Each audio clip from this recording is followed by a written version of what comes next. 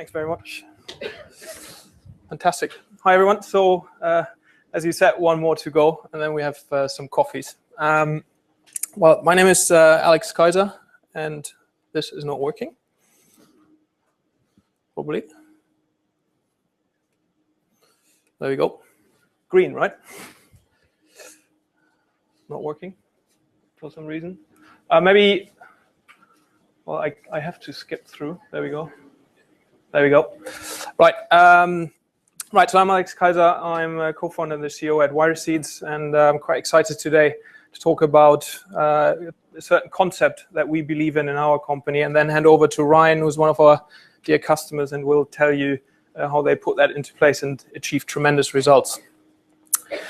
Now, 20 years ago, at the dawn of the bubble, as we all say, if someone would have asked, how does retail look like in 20 years? Most people came up with this: a world without shelves, lots of screens, monitors, Minority Report style experiences where people tap and swipe and select to buy virtual products. Now, the reality is, 20 years later, which is actually today, brick and mortar is still very much there. As Neil, Martin, I think it was mentioned before, stores are back in fashion. I think they were never really out of fashion, so they're still around. But what happens is that technology is creeping in, and we all embrace technology to not replace brick and mortar, but to embrace new opportunities to enhance experiences, products, and services in these retail stores.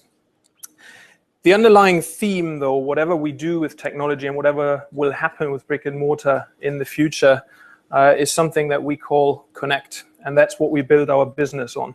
We believe whatever we do in the future of brick and mortar retail, we need to always remember to connect customers to transactions, to connect data with ecosystems, and to connect online with offline. Now let's look at each of these. Connecting customers with transactions, what does it really mean? It means we want to identify who buys what. We want to understand who our customers are and what they buy so we can use that data afterwards. First point of call, loyalty program. That has been around for quite a while and is a very successful tool to connect customers with transactions. However, loyalty programs have one thing in common, and that is they cost a lot of money. They hit our margin by the very nature. What we do with loyalty programs is we incentivize products and we give away free stuff. And what we believe is there's place for another method of connecting customers with transactions, and that is the digital receipt. Most of us have probably experienced it the very first time over the last 7 years, maybe in an Apple store, who pioneered this new technology. And the electronic receipt is nothing else than an electronic copy of a paper receipt that we usually use or fill up our wallet with. Our customers, however, go a bit beyond that.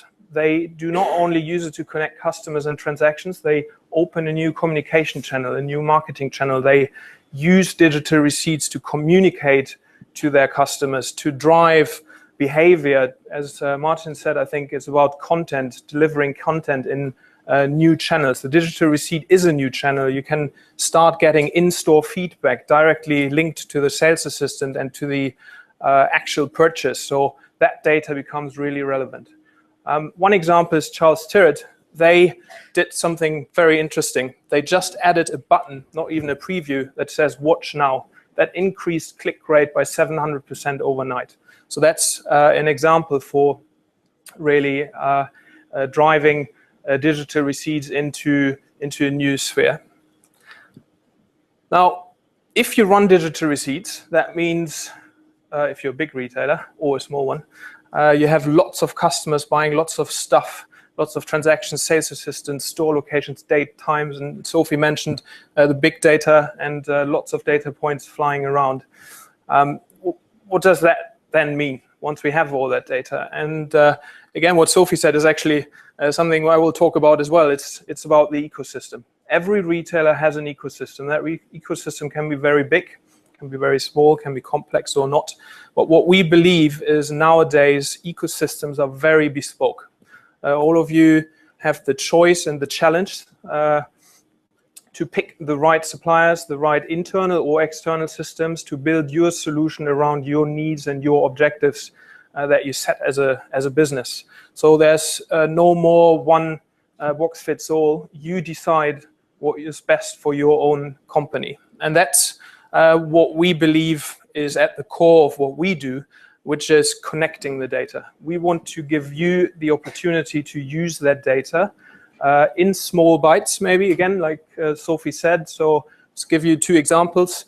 There might be a transaction happening in the store. If someone gets a digital receipt, that data feeds directly into your CRM system where you use it, but it also feeds, for example, into a newsletter database where the next newsletter is personalized. You might say something like, hi, John, thanks for shopping in the Oxford Street store yesterday. Hope you like your blue shirt that you bought.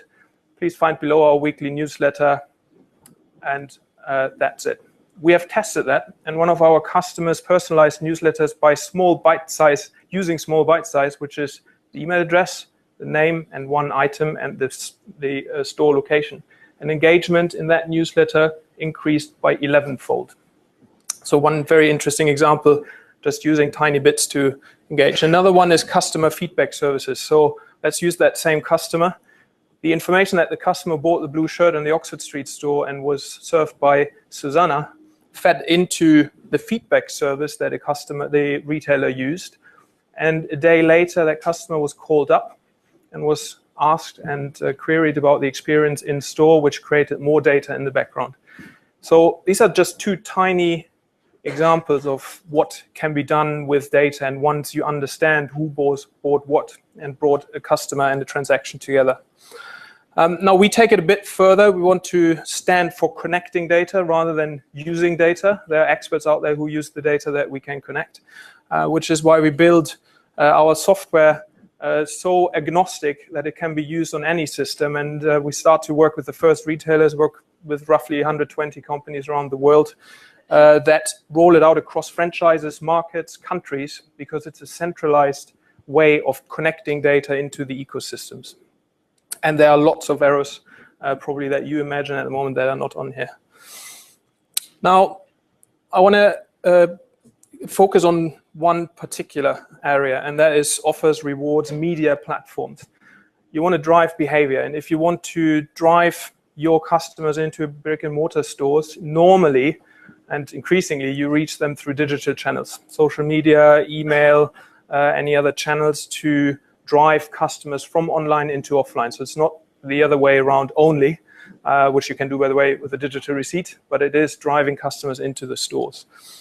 And what is really important is the last bit, connecting online and offline. And I'm surprised that I'm the first one using the term closing the loop today. I suppose probably quite a lot more people talking about it, but that's actually what we believe is very important. It's not enough to have fancy channels, fancy media platforms, and driving highly targeted campaigns if you don't know how successful they are. So that's what we focus on as well. And being in the home of ads, as we heard today, this is just one example of applying it. So if you're a retailer running an ad online that drives a customer into the store, that identifier, which might be represented, for example, in form of a barcode, can be connected to the transaction. We feed it back up in real time, so you know how much did this particular click and ad actually generate, down to SKU level. So you know this click actually generated this basket in the stores. One example for closing the loop. Now at this point, I would like to introduce Ryan. Ryan is connecting customers to transactions, connecting data to the ecosystem, and online to offline. With that, we actually have increased, together with Ryan last year, the in-store data capture rate almost 20-fold over a period of 12 months. For that, Ryan and his teams win a lot of awards. And with that, I would like to introduce Ryan Davis, the head of Loyalty, Insight, and CRM at Mothercare. Thank you. Hello. Thank you, Matt. Hello. Firstly, does anyone else get hangry? You know when you're so hungry, you just get an absolute raging temper? Because I do, and it's my fault that you're all 20 minutes further away from the break. We had to put this session, it was supposed to be this afternoon, and I had to move it to this morning. So you all probably hate me right now. And I hate myself because I'm starving. So we'll get through this as quick as we can, just 10 more minutes, and then we can go and eat as many biscuits as you can fit in our mouths over there. So To talk about Mothercare, to put Alex's kind of words into practice, I'm going to talk about some of the things that we've been doing at Mothercare in the last couple of years. So for those that don't know, Mothercare is a specialist retailer of products for pregnancy, for babies and toddlers up to the age of 8 years. Our kind of main specialism is the pre-birth months up to 2 years of age. We've been going, we're an old-time retailer, we've been going since 1961, I think. In 2007, we also built Early Learning Centre, which primarily designs and manufactures educational toys for children, again up to the age of 8 as well. And that hit its 40th anniversary last year. So lots of kind of traditional kind of retail space. We have 200 stores in the UK, about 1,200 globally as well. But it's not all rosy. You know, when I joined Mothercare 2 years ago, we were right at the start of a turnaround, and we were having a lot of problems. Our UK store sales were down. We were facing stiff competition on all sides, really. So we had new specialist retailers entering the market. We didn't have it all our own way anymore. We had retailers coming in from the convenience side, and we had pure plays like Amazon coming in everywhere else. So if I was to sum up Mothercare in 3 words, I would use babies, bricks as and boring. And boring, by the way, and I've used this bit at the start of a few presentations, and there is no word that means traditional that begins with the letter B. So that's what that's supposed to say. So I'm not saying Mothercare is boring, I'm saying it's a traditional retailer. So if you do think of one, then please let me know. I am none of those things. So I don't have kids, and as you can tell, Mothercare did not hire me for my childcare expertise there. Retail, I've never worked at a retailer before. I've never worked client side before. This is my first job client side. I've been at agency my entire career. I never had a job in a shop. So this is not a great start for my experience with Mothercare. And boring, and in terms of traditional, what I did do when I was at an agency was I was a digital consultant. I'm a data guy. So I spent the previous 8 years connecting up different systems and platforms and building better customer experiences on top of it. And that's exactly what we've been doing at Mothercare for the last 2 years. So that's what we're going to talk to you about this morning. So for Mothercare, we heard it earlier on in the day. Our product path is actually very simple. So this looks terrifying, and it's not, right? So each one of these lines here, this is a different product category. And what we've got along the bottom is your life stage. So the very first bit here, this is when you first find out you're pregnant. This is birth, first birthday, second birthday. And actually so there's a really clear product path that we have here. So for example, maternity bottoms, we can see 15% of baskets feature maternity bottoms when you're 3 months pregnant. And then we go into the pushchairs and the car seats and the kind of maternity bags. And then at 6 months old, we go into the home safety, and then we go into strollers and trikes. So we have a really well-defined product path. So one of my previous roles when I was agency side was Dixon's. And if you go in and buy a telly, I don't really know when you're going to need a laptop or a phone. If you come and buy maternity bottoms, actually, we've got a fair idea of the things you're going to need for the next 5 or 6 years. I don't know your price point. I don't know who you're going to buy it from. But actually, if we can use that, that should be an incredible competitive advantage for us in the data. So our product path is actually relatively simple, despite all those wavy lines. Our customer journey, however, is not simple, because you don't just go and do the same thing in the same channels all the time. So when I started, we instead of kind of saying, actually, we need to stitch these systems together and do this and that, instead I drew out what the customer journey looks like to kind of work that stuff out before we got there. So at the time, Kate and Will were having their first baby for the first time. And we have Kate, and it normally is Kate will go and research everything everywhere. So that is friends and family, that is signing up for every newsletter under the sun, that's antenatal classes. It's it's a really kind of vulnerable and kind of worrying time, and you want to absorb as much information as you can when you're in the pregnancy months. And actually, if you notice from the previous slide, you're not actually buying loads of stuff. You know, there's a kind of between here and here, there's like maybe 3 months where you're just absorbing information before everything kind of peaks in a very, very short window. So the more we can help you in the earlier stages, the more chance we have of selling stuff when the time is right. So they research everything everywhere. And actually, we have 3 pillars of loyalty that we're trying to put in at Mothercare from the CRM point of view. And the first one is inspire me. So help me navigate my new world. So actually, if we know what life stage you're at, regardless of whether you're in pregnancy or you've got a 2-year-old and they're in the development stages, they're learning to walk and kind of the motor neuron skills and all that sort of stuff, we can actually give you ideas, advice, and information to help you with the products that you're going to need for the next phase of your child's development. So that's great. So that's really relevant newsletters based on the things that the data tell me you're going to be researching and needing anyway. So that's good. That makes your life easier. You'll be looking at stuff on the desktop. You're looking at emails on your phone. You'll be going in store. And actually, one of the really interesting things for us is that 80% of first-time mums-to-be will set foot in one of our stores at some point during their pregnancy. And when you think about it, if you're going to buy a pushchair, which, by the way, costs like £1,000, that was one of the things that shocks me when I joined Mothercare, is pushchairs can cost £1,000. I could buy a quite good car for £1,000, or I could buy a pushchair. So you want to go in and you want to pick it up and you want to see it folded and see if you can kind of carry it under one arm because you're going to take it on the bus. There's lots of things that go on in store when you're doing your research as well. So actually there's another channel that's happening here. If you're ready to buy it, fantastic. If not, and because there's so many people all trying to, talk to you at the same time, we need ways of you collecting things when that time is right to buy. So that leads us on to the next stage. So Inspire Me, Involve Me is actually about collecting the things you're interested in. So the more things we put on your wish list, the more things you're doing on the website, the more things you buy, the more our recommendations can improve. If we do know you've got an event coming up, like a baby shower or the child's birthday, then we can talk to you about that stuff. So it's a deeper level of the kind of life stage-based communications that we want to be putting in. And then the final one is interact with me. So actually at this point over here, you're very vulnerable. You need lots of advice. You need kind of guidance. And then we talk to you about your things. And then over here, when you bought the product, you worked out that pushchair you just spent £1,000 on is way too bulky and you should have got a lighter one. So your reviews over here will help the next Kate who's coming along and looking at those products. And when you think about things like pushchairs, actually I can look at it online. I can go in store and see one that I haven't noticed before. I might want to scan it and then bring up the reviews there. So the more reviews we get here is helping the store channels as well as the online channels when customers are doing research on things like that. And also it's customers saying whether it's any good, not just the things that we say are good as a brand. So that's a really interesting thing. So that's having customers kind of having word of mouth back into people starting their journey. But then the really lovely thing we have in our market is that I mentioned before we have home safety about 6 months old. That's great. We want to sell you baby gates and things so the child doesn't fall down the stairs. But as a parent, the wonderful thing that's happening is your child is taking their first steps. So we want to celebrate those reasons as well and actually get people talking about the life-changing thing that's happened with their kids. So that's a great marketing thing that we can go if we're getting the data and we're helping them through those bits of the customer journeys. The problem with that, to get there, and if you think about all the different channels there, you've got stores, you've got online, you've got research, you've got mobile, you've got word of mouth, there's lots of stuff going on. And customers, they don't see all of the different departments, the different data silos, the politics, the budget restrictions, they just see Mothercare. And it is our job as retailers to actually build the customer experience in the way that the customers expect to see it, which means we have to stitch a lot of stuff together behind the scenes, which actually the app is a great example of this. So 2 years ago, we didn't have this. It's only just launched. And from the very first kind of login, we have data capture. Great. So if I get the due date or the date of birth, I know where you are in that life stage, so we can help you through. The other one is we have lists, so they're there when you want them, so I can actually go and help research the things for baby clothes, for feeding time, and so on.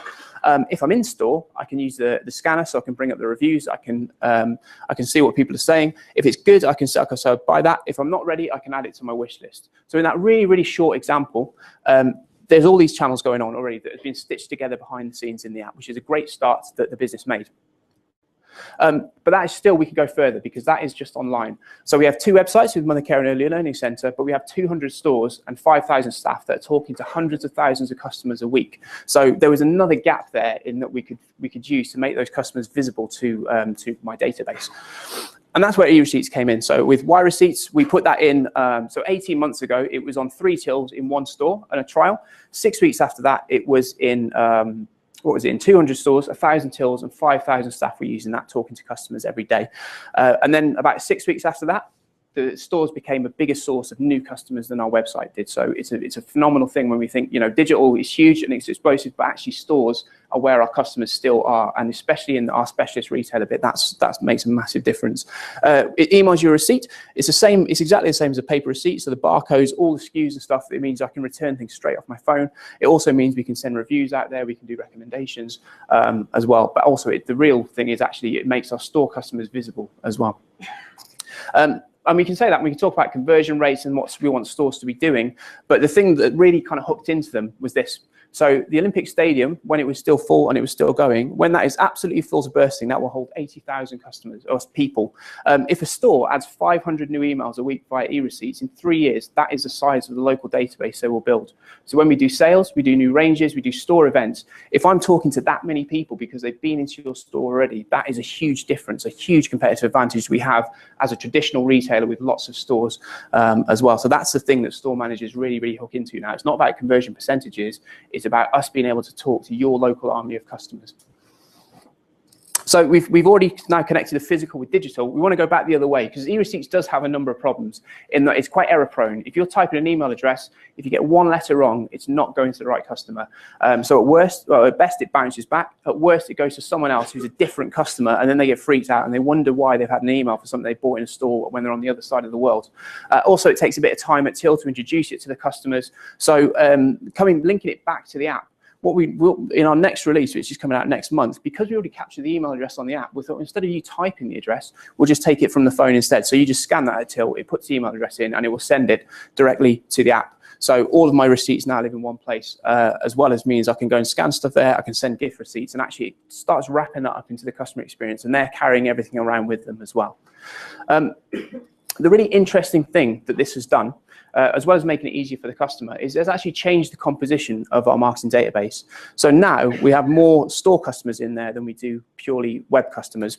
So when we do things like store events, and remember we're a specialist retailer, so at the moment we're in expectant parent events, we will sell that out 5 or 6 times faster than we used to when stores were just recruiting their own customers, because we're talking to store customers now online.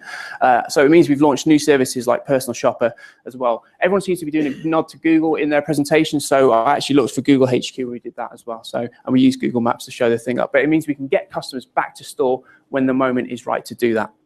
So and this is the sort of feedback that we get when we do it. So as a specialist retailer, we don't want to be doing markdown and giving away points to do it. We want that customer visibility, but this is why. So we're had a Personal Shopper experience with Susan at your Mothercare Edmonton store, by far the best customer service I've ever received from everyone. And when we think about pregnancy and how much it matters, if this customer is telling a friend, by the way, you go see Mothercare, they're brilliant, then that very quickly builds up if we have enough customers to kind of get back into store and have those experiences as well. So the reason we called it Here Comes Everybody in our presentation, there's a book called Clay Shirky, says we live in a world where little things are done for love and big things for money. Now I have Wikipedia, suddenly big things can be done for love. So what that is Wikipedia is not written by a small team of experts with broad knowledge. It's written by thousands and thousands of people with very, very niche, something they very care about, that lots of other people wouldn't know about. And that's the same thing we want to do with Mothercare, is I want pregnant people to come into our stores, have fantastic customer experiences, and then tell their friends that the Mothercare is the place to go, and go and see us because we really are the experts. And that's the exact sort of thing that we're seeing now with actually the Expecting Parent event we're running at the moment. We can see this, and actually these are the sort of conversations that we're having. So go along to this, they're talking to their friends. And actually this is all driven by making that sort of store database bigger and making it visible to the customers. Thank you. I've had to rush through that, so I hope you can go and get some biscuits now. Thank you.